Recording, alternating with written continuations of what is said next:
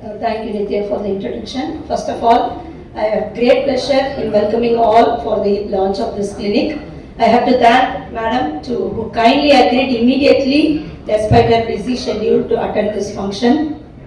So first, when we were thinking about the launch, the only name that hit us was Saranya Ponnanan Madam. There are many reasons for that. முக்கியமான reason என்னன்னா வண்ணத்திரையில் வண்ணம் பதிக்கும் Saranya Ponnan madam தான் வண்ணம் கிளினிக்கை திறக்கிறதுக்கு சரியான தேர்வு அப்படின்னு நாங்கள் நினைச்சோம். So thank you very much madam. Second thing, madam is a great mother both in reality and also in on screen. So nobody can forget a supportive mother role in all her films. Third thing, she is a strong woman, very independent, and her powerful messages in the social media, it infuses a great strength and inspiration to the younger generation women. So we all welcome you, madam. Now coming to this clinic, தாய்மை அப்படிங்கிறது ஒரு பெண்ணுக்கும் ஒரு வரம், அது வந்து ஒரு கனவு.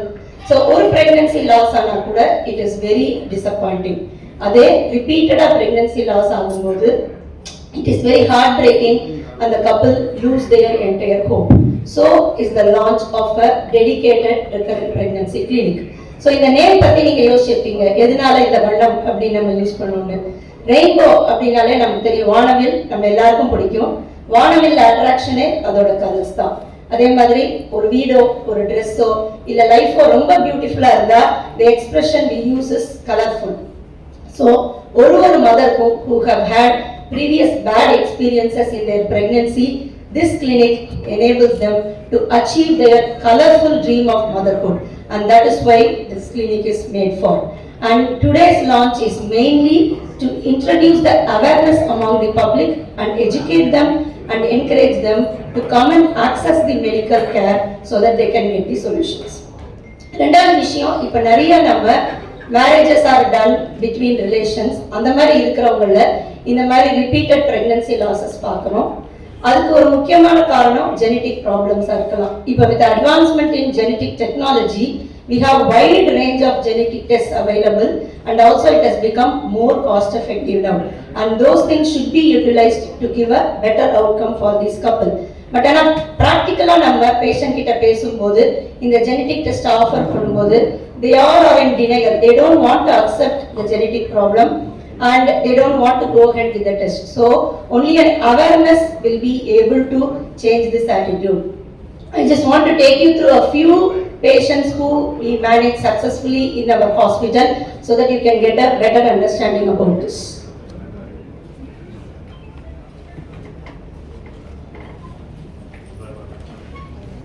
அனைவருக்கும் வணக்கம்.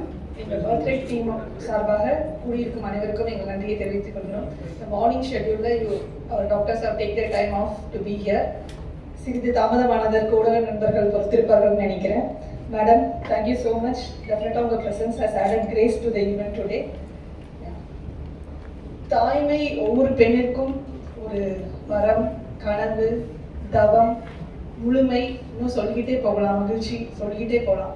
ஆனால் இந்த தாய்மைக்கான பயணம் எல்லாருக்கும் இனிமையான சுகமான பயணமா இருக்கான்னு பார்த்தா most of the time it is.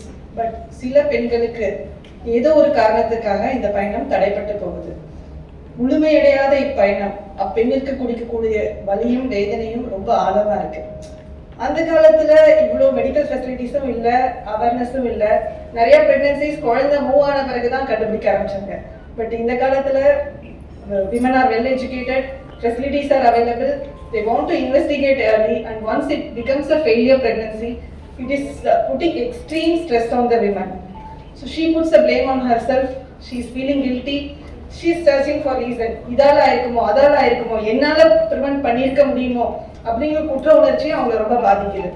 So ஒரு தோல்வியே இவ்வளோ வழியை கொடுக்கும் பொழுது திரும்பவும் அவங்க அந்த பயணத்துக்கு ரெடியாகி என்டர் ஆகி திரும்பவும் அந்த ஜேர்னியில் மறுபடியும் தடங்கள் மறுபடியும் தோல்விங்கிறது really taking very tough toll on her.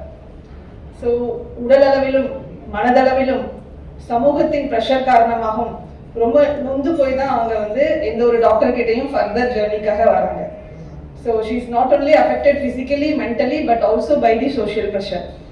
Whatsoever position she has achieved in this society, unfortunately she is still judged by her success in her marriage life and her pregnancy. So அவங்க சமுதாயத்தில் ஒரு நல்ல பொறுப்பில் இருப்பாங்க. நாங்கள் பார்த்துருக்கோம்.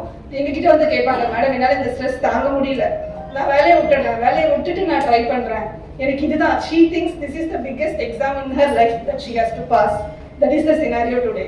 நான் சொல்லுவேன், என்ன வேலை விட்டுட்டு என்ன பண்ண போற, கிணத்துல கை வச்சு உட்காந்துட்டு இதே யோசிச்சுட்டு இருக்க போறியா? தேவையே இல்லை. That is important. This is a part of the life. Still you have lot more to achieve. Don't get stress about this. We are here to help you. So உன்னோட கரியரும் பார்க்கலாம், இதையும் நம்ம ட்ரீட் பண்ணலாம் அப்படிங்கிற ரீஅஷூரன்ஸ் தான் அவங்களுக்கு தேவைப்படுது. ஸோ இந்த மாதிரி ரெக்கரண்ட் ப்ரெக்னன்சி லாஸில் சஃபர் ஆகிற விமனை கன்சிடர் பண்ணி தான் இந்த concept, the exclusive clinic recurrent pregnancy loss clinic to help these women out. So இந்த கிளினிக் பற்றி சொல்லும்போது ஒரு 3 கான்செப்ட் மட்டும் நான் ஹைலைட் பண்ணலான்னு இருக்கேன். One thing is what these women need. They just need our ears to hear. They need some empathy. அவங்க சொல்றத 10ஓட 11 கேட்டுட்டு போற டாக்டர் அவங்க விரும்புறது இல்லை. கொஞ்சம் each patient is different, each loss is different, as has been explained already by the madam. So ஒவ்வொரு நம்ம ஒரு காது கொடுத்து கேட்குறோம், எஸ் இது நீ இந்த அண்டர்கோ பண்ணியிருக்க, we understood that, we want to help you அப்படிங்கிற reassurance, we will be there with you through all the treatments. வந்த உடனே ஒரு லிஸ்ட் ஆஃப் இன்வெஸ்டிகேஷன் கொடுத்துட்டு இந்த ப்ராப்ளம் இருக்குன்னா இதுதான் ட்ரீட்மெண்ட் அப்படிங்கிறத விட, உனக்கு இந்த பிரச்சனை இருக்கலாம், இல்லாமலும் இருக்கலாம். நிறைய பேருக்கு 2-3 கருக்கலைப்புகள் நடந்தாலும் பிரெக்னன்சி லாஸ் ஆனாலும் அவங்க சக்சஸ்ஃபுல்லா அந்த பிரெக்னன்சி அண்டர்கோ பண்றதுக்கான வாய்ப்புகள் தான் அதிகம். அப்படிங்கிற பாசிட்டிவ் ரீஅஷூரன்ஸ் கொடுக்க ஒரு ஆள் தேவைப்படுது. That empathy is the cornerstone of recurrent pregnancy loss clinic, I suppose. So we are here to hear you, we are here to guide you அப்படிங்கிற கான்ஃபிடன்ஸை கொடுத்தாலே அந்த பாசிட்டிவிட்டியே it helps her to go through this fearful journey again. எல்லாருக்கும் வணக்கம்.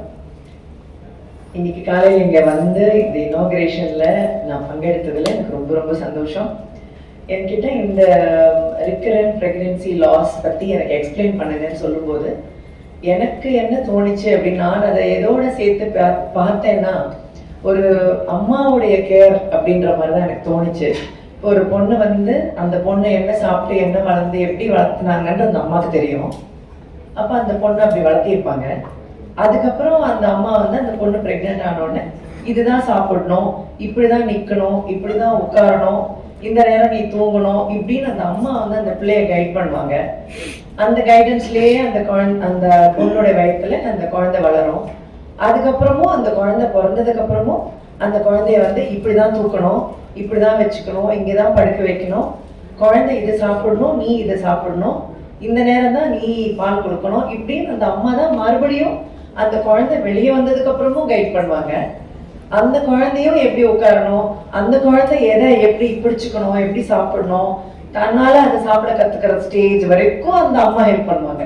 யாரு நான் சொல்றேன்னா இந்த பொண்ணுடைய அம்மா, அந்த பாட்டி. ஸோ எனக்கு இந்த வண்ணம் கிளினிக் வந்து அந்த மாதிரி ஒரு ரோல் பிளே பண்ற மாதிரி எனக்கு தோணிச்சு அவங்க எனக்கு இதை விளக்கும் போது. ஏன்னா அது துவக்கத்துல இருந்தே ஒவ்வொருத்தர்கிட்டையும் அவங்க பிரெக்னன்சி ஆகிறது போது ஃபர்ஸ்ட் ஸ்டெப்லயே நீங்க என்ன பண்ணணும், இப்போ நீங்க உங்களுக்கு எல்லா டெஸ்டும் பண்ணி பார்க்கறது, அவங்களுக்கு என்னென்ன இருக்கு, ஓகே நீங்க இந்த ட்ராக்ல இருக்கீங்க, நீங்க இந்த கைடன்ஸ்ல போகணும் அப்படின்னு அவங்கள ஒரு ட்ராக்ல கைட் பண்றது, என்ன பிரச்சனைன்னு கண்டுபிடிச்சு அந்த கைட் பண்ணும்போது நீங்க ரெஃபர் பண்ணி நீங்க இந்த ஆஸ்பத்திரி போகணும், நீங்க அந்த டாக்டரை பார்க்கணும் அப்படி சொல்லாம நீங்க இங்க உட்காருங்க, நாங்களே யார் உங்களை பார்க்கணுமோ அவங்களை இப்ப இந்த ரூம் கூட்டு வரோன்ற மாதிரி அந்த டாக்டர் அங்கேயே வந்து அவங்கள பாக்குற மாதிரியும், என்ன டெஸ்ட் எடுக்கணும் அதுக்கு நீங்க இந்த ஆஸ்பத்திரி போகணும் அப்படி சொல்லாம அதையுமே நீங்க இங்கேயே உட்காந்துருங்க, நாங்களே வந்து இந்த டெஸ்ட் எடுக்கிறோம்னு சொல்லி. ஸோ அப்ப என்னன்னா நம்மளுக்கு எல்லாமே ஒரு அம்மா, நம்ம கூட இருக்கிற அம்மா மட்டும்தானே அப்படி பண்ண முடியும். நம்ம வேற யாரும் வந்து நம்ம எல்லாம் அங்கங்க போய் தேடி ஒரு டெஸ்ட் எடுக்கிறதும் எந்த டாக்டர் நல்ல டாக்டர் கண்டுபிடிச்சு போறதும் இந்த பயணம் இந்த கஷ்டம் அதெல்லாம் படாம நம்ம அம்மா இருக்காங்க, அவங்க சொல்றதை நம்ம செஞ்சா போதும், அவங்களே எல்லாம் நம்ம கைக்கே கொண்டு வந்துருவாங்க, அவங்களே எல்லாமே பார்த்துப்பாங்கன்ற மாதிரியே எனக்கு அவங்க சொன்ன விளக்கங்கள் எனக்கு அப்படி புரிஞ்சுது. ஸோ ஐ ஃபெல்ட் லைக் கம்ப்ளீட்டா ஒரு இடத்துல எல்லாமே நாங்க கேர் பண்ணிக்கிறோம் அப்படின்னு சொல்றது எனக்கு ரொம்ப சந்தோஷமா இருந்தது. ஏன்னா நிறைய பேருக்கு வந்து ஒரு பிரச்சனை இருக்குன்னு தெரியாது, அப்படி தெரிஞ்சாலும் அதை யாருக்கிட்ட போய் என்னன்னு கேட்கணும்னு தெரியாது, எந்த பிரச்சனைக்கு எங்க போகணும்னு தெரியாது. ஸோ இது எப்படி இருக்குன்னா ஆரம்பமே நீங்க ஆரம்பமே இங்க வந்தீங்கன்னா உங்களுக்கு என்ன இருக்கு, என்ன செய்யணும், எப்படி உங்களுடைய அந்த பிரெக்னன்சிங்கிற பயணத்தை ரொம்ப ஹெல்தியா எப்படி கொண்டு போகணும் உங்களுக்கு எந்த ஸ்ட்ரெஸ்ஸும் இல்லாம ஸ்ட்ரெஸ் பூரா நாங்க எடுத்துக்கிட்டு நாங்க உங்களை கம்ஃபர்டபுளா சந்தோஷமா அந்த பயணத்துல கொண்டு போய் அருமையான ஒரு குழந்தைய நீங்க பெத்து உங்க கையில அதை கொடுத்து லட்டு மாதிரி வீட்டுக்கு தூக்கிட்டு போங்க அப்படின்ற வரைக்கும் நாங்க செய்யணும்ன்றதுக்கு ஒரு பெரிய டீம் அவங்களுக்குள்ளேயே கொண்டு வந்து இந்த வண்ணம் கிளினிக் ஆரம்பிச்சிருக்காங்க அப்படிங்கிறது எனக்கு ரொம்ப ரொம்ப சந்தோஷமா இருக்கு. ஏன்னா எல்லாருக்கும் இதுதான் தேவை. எல்லாமே ஒரு இடத்துல எங்களை பத்திரமா பார்த்துப்பாங்க. இப்போ என்கிட்ட கேட்கும் போது இப்போ அவங்க அந்த பேஷண்ட் ரெபேக்கா பேஷண்ட் சொன்ன மாதிரி யார் கேட்டாலும் இப்ப நமக்கு என்ன தோணுதுன்னா, நீங்க அங்க போங்க, அவங்க எல்லாமே பண்ணிக்கிறாங்களா, எல்லாமே பாத்துக்கிறாங்களாம், அப்ப அங்கேயே போய் நீங்க ஃபர்ஸ்ட்ல இருந்தே பாத்துக்கோங்க அப்படின்னு சொல்றதுக்கு நமக்கு ரொம்ப சந்தோஷமா ஒரு இடம் கிடைச்சிருக்கே அப்படின்ற ஒரு சந்தோஷம் இருக்கு. So I really wish all the doctors all the best. ஏன்னா ஒரு டாக்டர் ஆகுறதுங்கிறதே ரொம்ப கஷ்டம். வெளியில இருந்து பார்க்கும்போது தெரிய மாட்டேங்குது. என்னுடைய பெண்கள் 2 பேருமே இப்ப டாக்டர்ஸ். அதுல கரெக்டா இந்த டிபார்ட்மெண்ட்லயே சூட் ஆகிற மாதிரி என் பெண்கள் இருக்காங்கன்றது எனக்கு ரொம்ப பெருமையா, அது ரொம்ப சந்தோஷமா இருந்துச்சு. அவங்க அது ஒன்னொன்னு சொல்லும் போதும், என்னோட பெரிய மகள் வந்து பீடியாட்ரிஷியன், என்னோட சின்ன மகள் வந்து கைனகாலஜிஸ்ட். அது ரொம்ப சந்தோஷமா இருந்தது. ஓ 2 டிபார்ட்மெண்ட் தான் இது பண்றாங்களா அப்படின்னு, இந்த வண்ணம் கிளினிக் பண்றாங்களா அப்படிங்கிறதும் எனக்கு ரொம்ப சந்தோஷமா இருக்கும். ஸோ இப்போ இந்த படிக்கும் போது என்ன பாடுபடுறாங்க இதெல்லாம் வெளியில இருந்து பாக்குறவங்களுக்கு தெரியாது. நான் அதை பார்த்து பார்த்து பார்த்து ஒரு டாக்டர் எவ்வளவு கஷ்டம், ஒரு ஸ்டேஜும் படிப்பு எவ்வளவு கஷ்டம். இன்னைக்கு வந்து என்னுடைய சன்னின்லாம் வந்து கண் மருத்துவர், அவர் ஆப்தமாலஜிஸ்ட். ஸோ அவர் இன்னைக்கு ஒரு கான்ஃபரன்ஸ்க்கு வந்திருக்காரு. காலையில கிளம்புறாரு, டிஃபன் கொடுத்துட்டு இருக்கும்போது, நான் இப்ப கிளம்பணும் இல்லை என்ன திட்டுவாங்கன்னாரு. எனக்கு ஒரு நிமிஷம் யோசித்தேன், திட்டுவாங்களா அப்படின்னு. பாருங்க, எந்த ஸ்டேஜ்லயும் திட்டுவாங்கன்னு பயப்படுறாங்க பாருங்க. ஸோ அது மற்றவங்களுக்கெல்லாம் இது தெரியல. சின்ன சின்ன வேலை செய்யறவங்க கூட அவங்களுக்கு இது புரிய மாட்டேங்குது. எவ்வளவு பெரிய டாக்டர் திட்டுவாங்கன்னு பயந்து ஓடுறாங்க. ஸோ அது வந்து அவங்க வேலை அவ்வளோ கஷ்டங்கிறத கண்ணால பார்க்கும்போது எனக்கு தெரியுது. ஸோ இவ்வளோ கஷ்டப்படுறவங்க, இவ்வளோ படிக்கிறவங்க எந்த தப்பும் பண்ண மாட்டாங்க, நம்பி அவங்க கிட்ட உட்காந்துக்கலான்ற ஃபீல் எல்லாம் எனக்கு இப்போ இன்னும் நிறைய ஆயிடுச்சு. So I really wish all the doctors God's grace. கடவுளுடைய, ஏன்னா எல்லாத்துக்கும் பின்னாடி கடவுளுடைய ஒரு ஆசீர்வாதம் கண்டிப்பா வேணும். அதைத்தான் கைராசிங்கிறாங்க. ஸோ அதுதான் அந்த ஆசீர்வாதம். ஸோ எல்லா டாக்டர்ஸ்க்கும் இந்த வண்ணம் கிளினிக்ல கடவுளுடைய ஆசீர்வாதம் நிறைய இருக்கணும். அவங்க இன்னும் நிறைய பேருக்கு இந்த மாதிரி குழந்தை இறந்து போற பேரண்ட்ஸ்க்கு, கஷ்டங்கள் வரவங்களுக்கு நிறைய இந்த மாதிரி அற்புதங்கள் செஞ்சு நிறைய தாய்மார்கள் அருமையா குழந்தை பெற்றெடுத்து, இதுல மன கஷ்டங்கள் இருக்கும் இல்லையா, அதையும் இவங்க கவுன்சில் பண்ணி சமாதானம் பண்ணி பேசி சந்தோஷத்தை கொடுக்குறாங்கன்றது அதை விட பெரிய சந்தோஷம். நம்ம சும்மா ஒரு ட்ரீட்மெண்ட் கொடுக்குன்னா அது பத்தாது. ட்ரீட்மெண்ட்னால மட்டும் எல்லாமே சால்வ் ஆகாது.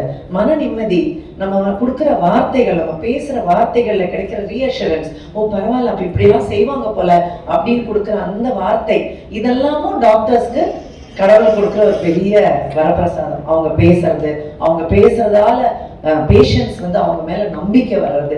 ஸோ இந்த எல்லா அருளும் கடவுள் இவங்க எல்லாருக்கும் கொடுக்கணும் அப்படின்னு நான் வேண்டிக்கிறேன். I wish all the doctors all the best. And வண்ணம் கிளினிக் ஒரு பெரிய லெவல்ல ஃப்ளரிஷ் ஆகி நிறைய பேருக்கு இதால குழந்தை பிறந்து எங்க எல்லா இடத்துலையுமே உங்களை பத்தி பேசணும், அந்த வெற்றி நீங்க பல லெவல்ல அடையணும்னு நான் வாழ்த்துறேன். அண்ட் இந்த ஃபங்க்ஷனுக்கு என்னை இன்வைட் பண்ண மாதவி மேம்க்கு தேங்க்யூ வெரி மச். அண்ட் ரொம்ப சந்தோஷமா இருக்கு. இவ்வளவு ஒரு நல்ல காரியத்துக்கு நம்ம வந்திருக்கோமே அப்படிங்கிறதுல எனக்கு ரொம்ப சந்தோஷம். ஸோ நிறைய பேருக்கு நிறைய நல்லது நடக்கணும்னு வாழ்த்துறேன். Thank you very much.